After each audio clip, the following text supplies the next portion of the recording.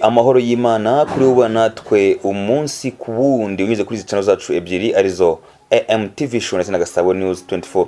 Twagarutse muri gahunda yacu ya update na makuru tukuzaniye tukubwira ko Sena ya Repubulika ya Demokarasi ya Congo yabiye Ubudahangarwa Joseph Kabila.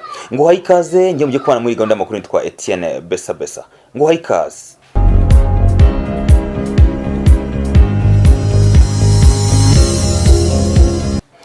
Nimba uri mushya hano nagusheze gukora subscribe cyangwa se s'abonner kugira ngo ujye ugerwaho n'amakuru yacu mu bambere. Kanda like cyangwa se ushare ibiganiro byacu bigere kure hashoboka ndetse unusangiza ibitekerezo byacu uciye aho hasi muri section ya comment. Ngo hayikaze.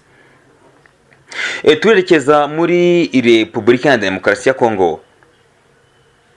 Kubwiganze abasenateri ba Repubulika ya Demokarasi ya Congo bemeje kwambura Ubudahangarwa wahoze ari perezida wa Congo Joseph Kabila. Uyu mugabo yayoboye iki gihugu imyaka ijya ku 18 ni nyuma yuko ubushinjacyaha bwa gisirikare busabye ko yamburwa Ubudahangarwa kugira ngo bamurege mu nkiko.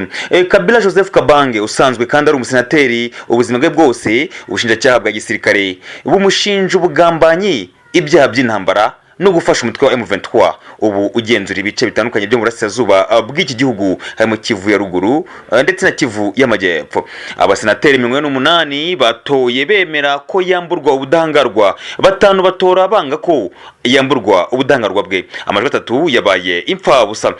Kabila Kabange Joseph wabaye perezida w'iki gihugu cya Congo wavuye mu gihugu mu mpera z'umwaka wa 2023 nabwo ugeze yitabira ubutumire bwa Sena y'igihugu cye kubwo kwisobanura ku byo aregwa bitandukanye.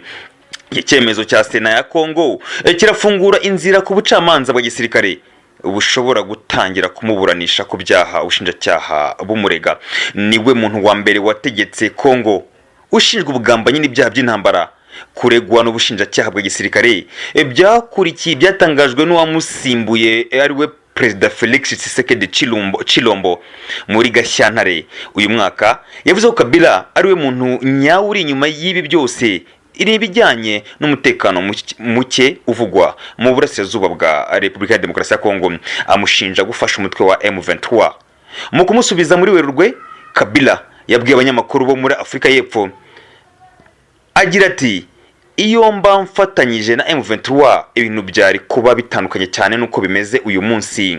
Joseph Kabila Kabange ubwe ntacyo aravuga ku mwanzuro wa Sena y'igihugu cye, ariko abamushyigikiye mu ihuriro ry'amashyaka PPRD bagiye bamagana uko leta ishaka kumukurikirana.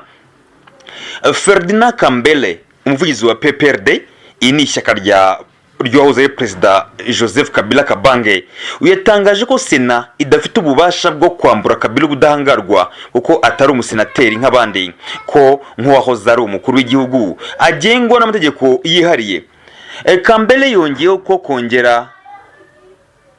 Kambele yongeraho ko Kongere y'imitwe yombi y'inteko nshinga amategeko ariyo yonyine ishobora guterana ikambura Ubudahangarwa wahoze ari umukuru w'igihugu. Uyu ni Joseph Kabila Kabange.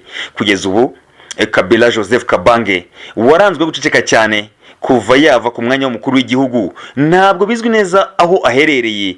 Ni nyuma yuko bivuzwe ko ashobora kwerekeza mu burasirazuba bwa Repubulika ya Demokarasi ya Congo agenzurwa n'umutwe wa M23, ariko ibi bikaba bitaremejwe n'uruhande rwe koko yabarageze muri Congo.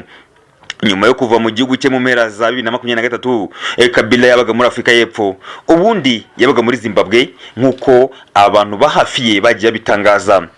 Uyu ni umusozo wacu w'iyi nkuru. Reka ngushimire cyane ubana natwe umunsi ku wundi muri gahunda yacu y'amakuru. Amakuru nk'ana kagaruka. Shalom.